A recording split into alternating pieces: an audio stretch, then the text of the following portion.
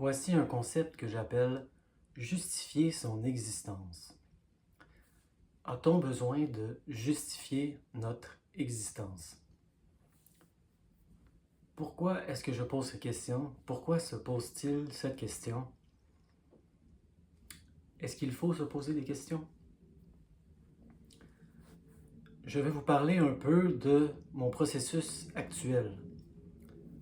Pas dans la mince chance que quelqu'un se reconnaisse exactement, précisément dans mon cas. Ils disent oui, moi aussi c'est exactement pour ça que j'ai développé de la douleur chronique. Mais pour montrer un peu les mécanismes. Plus on voit de gens, plus on voit de mécanismes différents, plus on commence à reconnaître des patterns. Comment la douleur chronique se forme? Comment se maintient-elle?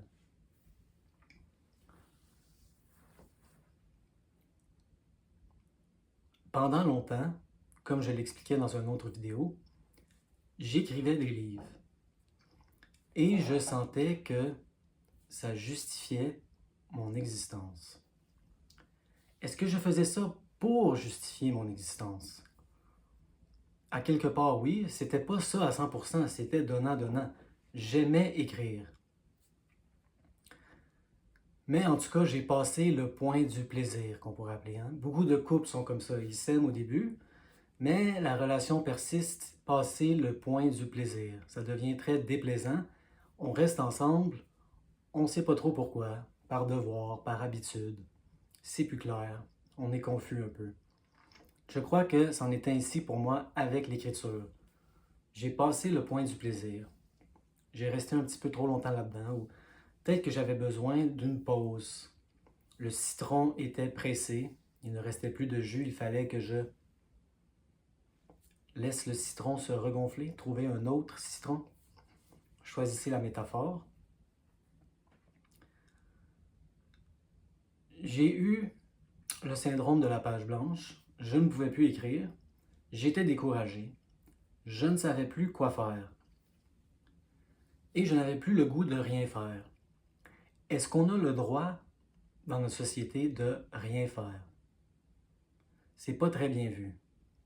Et le message que j'avais reçu depuis ma jeunesse, c'est qu'on n'a pas le droit de rien faire. Il faut toujours justifier son existence à la tribu. Remontons dans le temps primitif, c'est très primitif. Nous avons évolué dans des tribus.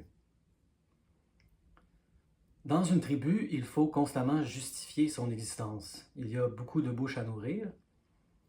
On connaît à peu près tout le monde individuellement, familièrement. Et là, on se dit, lui, là, il ne fait pas sa part. Il faut justifier son existence. Mais c'est une relation plus saine que celle qu'on a dans des grandes villes impersonnelles. La tribu nous aide, on aide la tribu. C'est gagnant-gagnant. Maintenant, nous habitons la plupart d'entre nous, dans ces grandes métropoles impersonnelles. Et nous avons encore cette espèce de culpabilité primordiale envers la tribu. Il y a plein d'expressions, on peut en sortir juste une au hasard. Payer sa dette à la société. Qu'est-ce que ça veut dire, avoir une dette envers la société? Donc, je ne savais plus quoi faire, je n'avais plus le goût de rien faire. On n'a pas le droit de rien faire, on se doit de justifier notre existence. Et donc, je suis devenu malade. Vous dites peut-être que c'est un peu poussé. Je ne suis pas sûr de ça à 100%. C'est des explorations. Mais c'est là que j'en suis. Je fais des fois des analyses de la psychothérapie ou de la psychoanalyse ou peu importe. C'est très intéressant. Et n'importe qui est bloqué dans le reconditionnement de la douleur, je vous conseille la psychothérapie. Peut-être même la psychoanalyse. Analysez vos patterns. C'est important, surtout si on est bloqué. Donc, on n'a pas le droit de rien faire. Il faut justifier son existence. Je n'ai plus le goût de rien faire. Je suis malade. Comme ça, j'ai une réponse à la question. Pourquoi est-ce que tu fais rien? Pourquoi ne fais-tu rien? Parce que je suis malade. J'avais une réponse.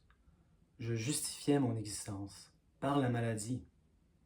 C'est un mécanisme que j'ai observé. Je ne sais pas si vous vous reconnaissez là-dedans. Et mon but n'est pas nécessairement que tout le monde qui écoute cette vidéo se reconnaisse précisément. Et mon but n'est évidemment pas de dire que c'est le mécanisme de tout le monde. Si vous êtes malade, c'est parce que vous sentez le besoin de justifier votre existence. C'est vraiment mon analyse personnelle. C'est vraiment personnel. C'est ça qu'on remarque de plus en plus quand on regarde des histoires de symptômes chroniques. Il y a autant d'histoires que d'individus.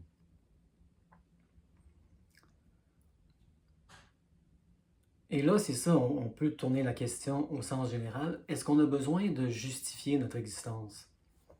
Maintenant, j'essaie d'aider les autres. Est-ce que j'essaie encore de justifier mon existence en essayant d'aider les autres? J'ai commencé à faire du bénévolat, etc. C'est une bonne question à se poser. Parce qu'il y a beaucoup de gens, on le sent, qui ne ressentent aucun besoin de justifier leur existence. On les reconnaît tout de suite. Mais il y a beaucoup de gens qui ont cette espèce de culpabilité originelle. Et c'est plutôt ce type de personnalité, souvent, qui va développer de la douleur chronique.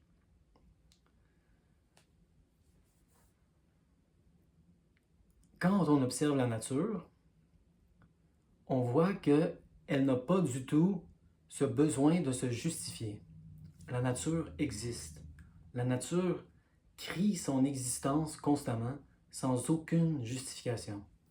Et des fois, nous autres, on est un peu trop philosophiques, on nous demande pourquoi existes-tu? Parce que, par pure exubérance, ça je l'aime celle-là, la nature ne ressent aucun besoin de se justifier. Il y a beaucoup d'insectes en ce moment qui bourdonnent comme ça, dehors. J'existe, nous existons, sans aucune justification.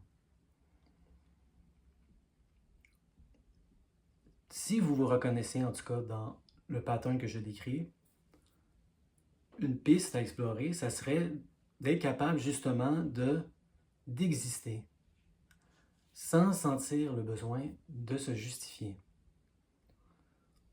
Je n'ai pas à justifier mon existence.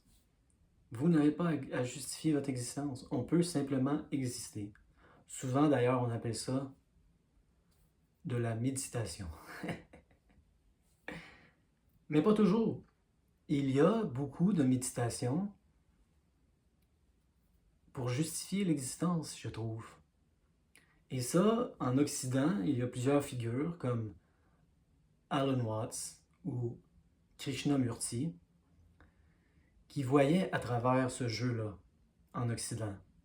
La méditation pour s'améliorer. Très lucides, ces gens. Ils voyaient à travers le jeu. Selon eux, il y a une vraie méditation. C'est la méditation pour méditer, pas pour s'améliorer. Juste pour être dans le présent, on pourrait même dire, juste pour aimer le présent. C'est l'amour du présent, la méditation. L'amour de ce qui est, sans aucune justification, sans aucun besoin de se justifier par un emploi ou un salaire ou un chiffre qu'on pourrait mettre sur notre existence. 20 $ de l'heure, 40 $ de l'heure. Combien vaut une heure? J'espère que ce message a été utile pour quelqu'un.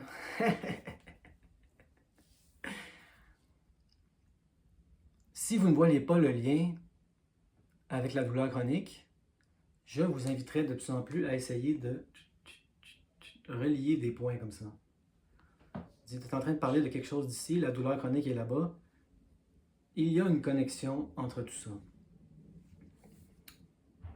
Ressentez-vous le besoin de justifier votre existence ou êtes-vous simplement capable d'exister sans justification?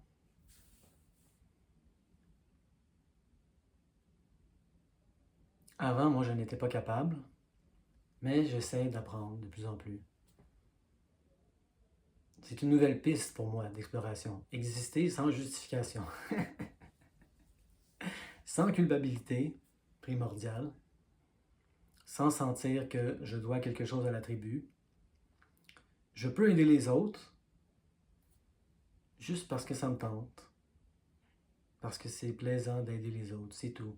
Et là, si on n'aide pas les autres, pas besoin de se sentir coupable. On n'a pas besoin de